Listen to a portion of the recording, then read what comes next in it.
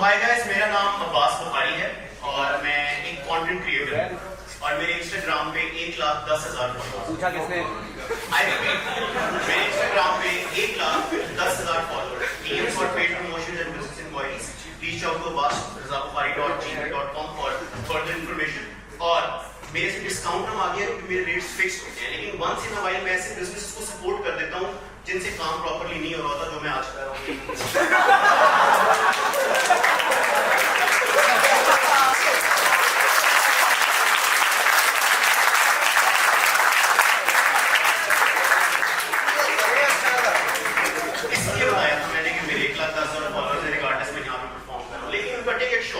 ये मेरा जिंदगी का पहला स्टैंड अप शो है और मैं ऑब्वियसली काफी नर्वस हूँ। तो मुझे जब मज़ार नबी ने रीच आउट किया कि आप आके एक स्टैंड अप कॉमेडी शो में परफॉर्म करें हमारे, मैंने अपने दोस्त को कॉल किया और मैंने उससे मशवरा मांगा कि यार मुझे परफॉर्म करना चाहिए नहीं करना चाहिए। उसने कहा ब्रो देख, इंस्टाग्राम पे रील्स बना के लोगों को हंसाना आसान काम है, स्टैंड अप कॉमेडी जो है वो एक बहुत चैलेंजिंग चीज। अब जो ये मेरा दोस्त है इसका कॉमेडी के सी से और चैलेंजिंग के चे से दूर दूर तक कोई ताल्लुक नहीं। इसका सी और चे से सिर्फ एक ताल्लुक था, चवल। ये शोज के अंदर अपना दिमाग क्लियर करके बैठा करें, यहाँ पर आपको गंदी बातें बताने की है। लेकिन उसने मुझे मशवरा क्या दिया, उसने कहा यार ऐसा कर, गोरों के स्टैंड अप शोज देख, वहां से तुझे आइडियाज भी मिलेंगे, तुझे इंस्पिरेशन भी मिलेगी। मैंने कहा अच्छा ऐसे ही कर लेते हैं। मैंने गोरों के स्टैंड अप शोज देखे, गोरों के स्टैंड अप शोज देख के मैंने दोस्तों का ब्रो ये ना हो पाएगा। क्यों? क्योंकि उनके और हमारे कल्चर में बहुत ज्यादा डिफरेंस है। गोरे अपने स्टैंड अप शोज में हजारों के मजमों को ऑडिटोरियम्स में जो जोक सुना के हंसाते हैं, हमारी बायोलॉजी की टीचर ने वो चैप्टर स्किप करवा दिया। मतलब उन्होंने वो वाला चैप्टर कंप्यूटर साइंस के टीचर के ऊपर छोड़ दिया था। उन्होंने कहा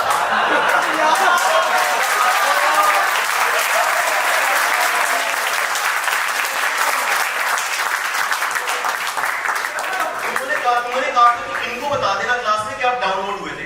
उसके अलावा मिस रूबीना के मुताबिक ह्यूमन एनाटॉमी पता है कैसे है? ये डायाफ्राम है, उसके बाद सीधे पट और फिर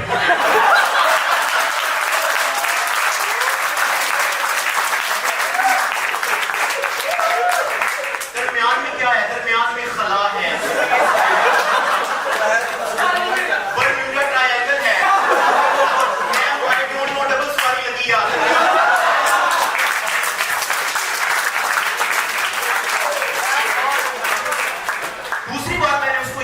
ब्रो एक और बहुत बड़ा मसला है, जो काम हम यहाँ पे करें तो वो सिंस कहलाते हैं, वो वहां पे करें तो जॉनी सिंस कहलाते हैं। तो हम बिल्कुल रिलेट नहीं कर सकते उनकी बातों से। उसने कहा ब्रो तू एक काम कर, तू इंडियन स्टैंड अप कॉमेडियंस के शो देख ले। मैंने इंडियन स्टैंड अप कॉमेडियंस के शो देखे। उनके शोज देख के मुझे ये समझ में आया कि यार ये गालियां बहुत देते हैं, मैंने नहीं देनी, मैं खानदानी इंसान हूं, मैं यहाँ पर आके गालियां नहीं दूंगा, लेकिन वो गालियां बहुत देते हैं। लेकिन दूसरा मसला क्या है? दूसरा मसला ये है कि इंडिया में इतनी कल्चरल डाइवर्सिटी है कि हर 200 किलोमीटर के बाद उनका कल्चर भी तब्दील हो जाता है, उनकी जुबान भी तब्दील हो जाती है, उनका रहन सहन खाना पीना भी तब्दील हो जाता है। तो उनके पास रेसिस्ट होने का मार्जिन बहुत है, उनके पास स्टीरियोटाइपिंग का मार्जिन बहुत ज्यादा है। हमारे पास क्या है? हम मैक्सिमम यही करेंगे, हराई हो, प्याज खाते हो, शेख हो, कंजूस हो गए, इस्लामाबाद से हो, टॉयज पसंद है, लाहौर से हो,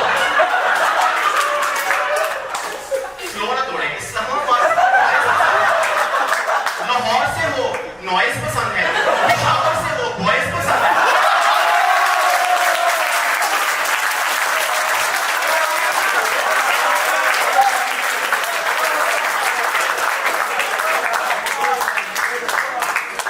दूसरी बात मैंने उसको ये की यार कि एक्सपोजर का बहुत फर्क है।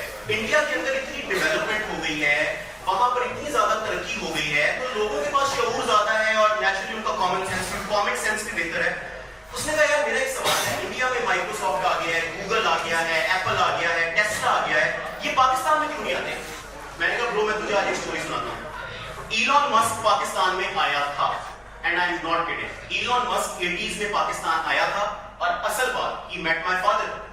वो मेरे वाले साहब से मिला और वाले साहब ने उससे पूछा कि क्या विजन है आपका जिंदगी में, आप क्या करना चाह रहे हैं? उसने कहा I am trying to create a company that works towards sustainable energy resources and I want to revolutionise electronic vehicles market. मेरे वाले साहब ने उसकी तरफ देखा और देख के कहा बेटे आप इतने ज़हीन हो अंग्रेजी भी अच्छी बोलते हो, CSS क्यों नहीं कर रहे?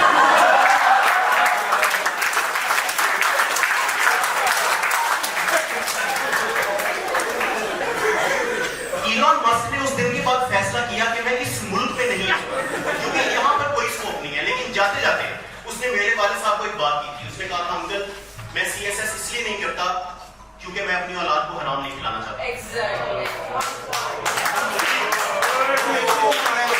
Fact of the matter is कि उसके बच्चे आज भी हराम खा रहे हैं।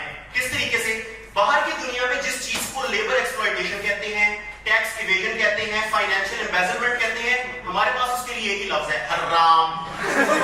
तो वो टैक्स इवेजन भी करता है, फाइनेंशियल एम्बेजलमेंट भी करता है। लेकिन ये एक साइड का मैटर है। आपको इलॉन मस्क के बेटों का नाम पता है? देखा है किसी ने?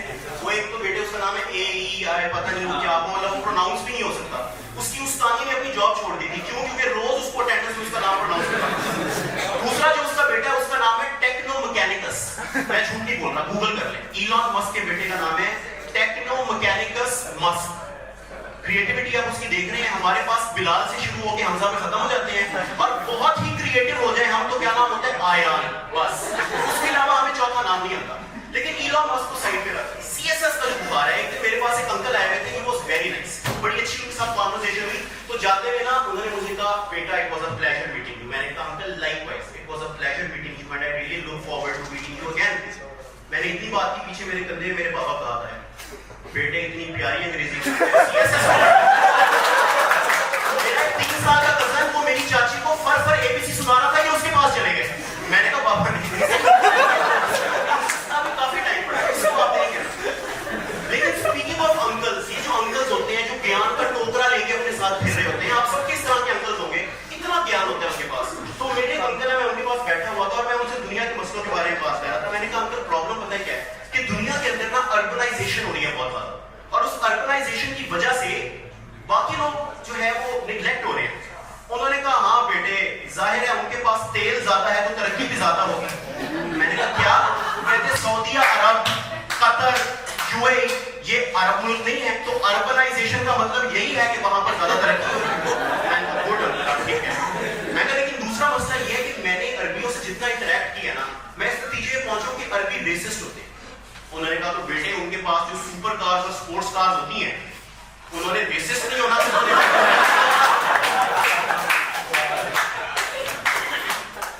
मैंने कहा, अंकल ये बिल्कुल ठीक बात नहीं है जो आप मेरे साथ कर रहे हैं, इन बातों का मतलब ये नहीं है।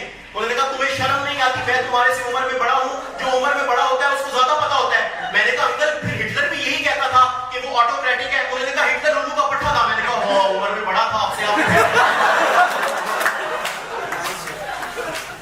लेकिन इन अंकल्स का बिल्कुल कोई इलाज नहीं है। लेकिन जैसे अली ने भी पहले कहा कि इस शो का नाम कवर ड्राइव टू लाफ्टर था, गालबन, तो क्रिकेट का जोक तो इसके अंदर होना चाहिए। तो क्रिकेट का जोक ये है यार, जोक क्या है, हम ही जोक बन गए थे इस वर्ल्ड कप के अंदर। लेकिन I am heart broken for Pakistan. लेकिन एक और टीम जिसके लिए मैं हार्ट ब्रोकन हूं, उसका नाम है साउथ अफ्रीका। क्योंकि उन बेचारों के साथ बहुत ज्यादा हार्ड लक होता है। उन लोगों के साथ मतलब पता नहीं वो फाइनल में क्यों नहीं जा पा रहे। पूरा टूर्नामेंट बड़ा अच्छा खेलते हैं, लेकिन पता नहीं जैसे उनको किसी बुजुर्ग की बददुआ है कि जाए सेमीफाइनल ही खेले, फाइनल ही खेले। मुझे लगता है सेमीफाइनल को साउथ अफ्रीका का ये हिसाब है कि अगर जो ये प्लेनेट है ना हमारा अर्थ, इसका नाम अर्थ ना हो, इसका नाम कोई और हो, जैसे आपका है जुपिटर, सैटर्न, वेनस, मार्स, अर्थ का नाम हो फाइनल, ठीक है, अर्थ का नाम, तो ये पैदा ही ना हो, क्योंकि ये फाइनल में नहीं आ सकते। मुझे लगता है कि ये बख्शे जाएंगे, इनका हिसाब किताब ही नहीं होगा। क्यों? क्योंकि वो फाइनल डे ऑफ जजमेंट है और ये फाइनल में नहीं जा सकते। लेकिन सेमीफाइनल के बाद क्या हुआ? सेमीफाइनल के बाद ये हुआ कि हम लोग लाउंज में बैठे हुए थे, टैम्बा बगूमा जो उनका कैप्टन है नेचुरली, और उसी वजह से टीम बड़ी फेमस भी है उसकी, पता नहीं उसकी तरह क्यों, खैर छोड़ो।